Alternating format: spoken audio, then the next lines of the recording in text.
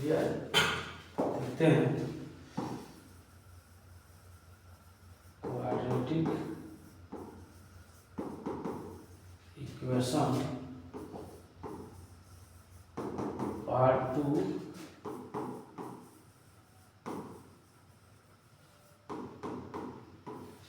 देखिए quadratic equation का और कुछ छूट गया था, उसको आज देख लेते हैं। कह रहा है कि फाइंड टू, एक देखिए क्वेश्चन है, लिख रहा है कि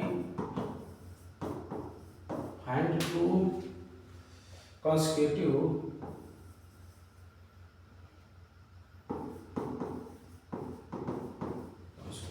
और positive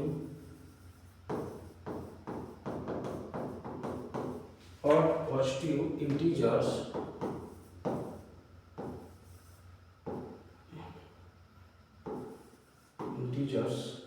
sum of whose square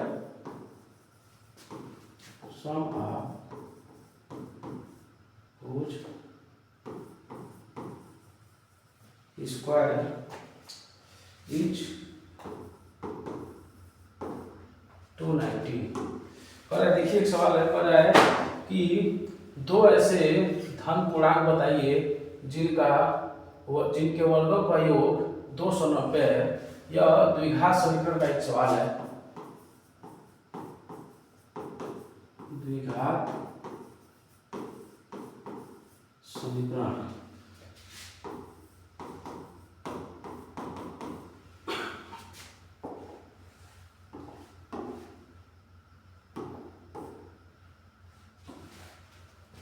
तो देखिए कह रहा है कि फाइंड टू पॉजिटिव और पॉजिटिव, मतलब विषम संख्या, वो भी कैसा होना चाहिए, धन होना चाहिए।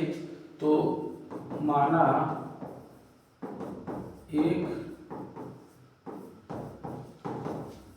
विषम संख्या x है, तो अगला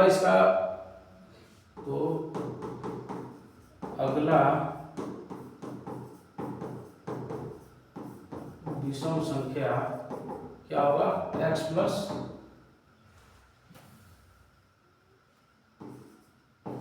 2 होगा। देखिए भाई कह रहा है कि दो विषम संख्याओं के वर्गों का योग कितना है, 290 है। तो वह दो लगातार विषम संख्याएं बताइए। तो मानते हैं कि एक विषम संख्या कितना है, x है, तो अगला विषम संख्या कितना हो जाएगा, x प्लस 2। कैसे, अगर एक विषम संख्या 1 है तो इसमें 2 जोड़ेंगे तो 3। और मान लीजिए कोई विषम संख्या 7 है, इसमें अगला इसका विषम संख्या क्या हो जाएगा, 9, क्योंकि इसमें कितना जोड़ना पड़ा है, 2। कितना जोड़ना पड़ा है, 2। कोई एक संख्या है 13, उसका अगला विषम संख्या क्या होगा, 15, क्योंकि 13 के बाद क्या आता है, 15। तो कह रहा है कि उनके वर्गों का योग कितना है, 290। तो पहला है संख्या x, इसका वर्ग, अगला है x प्लस 2, इसका वर्ग, इनका योग कितना आ रहा है, 290 आ रहा है। तो x square plus a plus b का whole square, a square plus b square plus 2ab equal to 290। x का वर्ग x square plus x square plus 2 का वर्ग 4 प्लस 2 दूना 4x बराबर 290। x square 2x square plus 4x बराबर, ये 4 हो जाएगा, घट जाएगा, तो 10 में से 4 गया 6, यहाँ कितना बचा, यहाँ 8 और यहाँ 2। देख रहे हैं कि यहाँ 2x स्क्वायर है, 4x है, 286, 2 से भाग चला जाएगा, तो ये हो जाएगा x स्क्वायर प्लस 2x बराबर 2 एकम 2, 2 चौको 8, 2 तीन 6। अब एक द्विघात समीकरण बन गया। द्विघात समीकरण कैसा बन गया,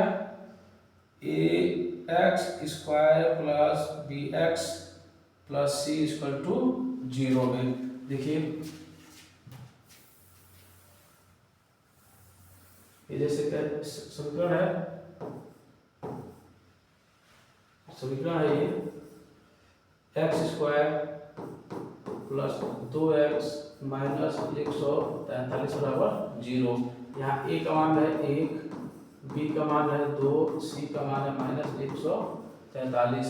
इसका गुणनखंड कर लेंगे 143 कम 143, 143 का गुणनखंड करेंगे तो ये 4 5 5 3 4 3 7 1 8 नहीं कटेगा, किससे कटेगा सीधे 11 से, 11 कम 11 11 3 33 से, फिर किससे कटेगा 13 से, 13 कम 13 तो हो जाएगा x square plus 13x minus 11x minus 143 बराबर 0। इन दोनों में x का मान तो हो जाएगा x प्लस 13, यहाँ का मान 11 तो हो जाएगा x प्लस 13 इक्वल टू 0। एक बार x प्लस 13 का मान ले लेंगे, बच जाएगा x माइनस 11 इक्वल टू 0 हो जाएगा। एक बार x प्लस 13 बराबर 0 और एक बार हो जाएगा x माइनस 11 बराबर 0। यहाँ से हो जाएगा x बराबर माइनस 13 और हो जाएगा x बराबर 11। कह रहा है कि धन पूर्णांक लेना है, तो पहला कितना हो जाएगा 11, तो इसके बाद वाला कितना हो जाएगा, इसके बाद अगला इसका विषम संख्या 11, एक संख्या हो गया x 11, 11 के बाद कितना हो जाएगा 11 और 2 13, तो दोनों संख्या क्या है 11 और 13, इसको हम लगा लेंगे 11 का वर्ग और प्लस 13 का वर्ग। कर रहा है कि दोनों जो विषम संख्या है आप ये लगातार उनका वर्ग कितना ना चाहिए 290। देखो 11 का वर्ग 121 प्लस 13 का वर्ग 1 6 9 9 1 10 के शुरुआत में 1 6 2 8 1 9 1 1 2। सवाल क्या है?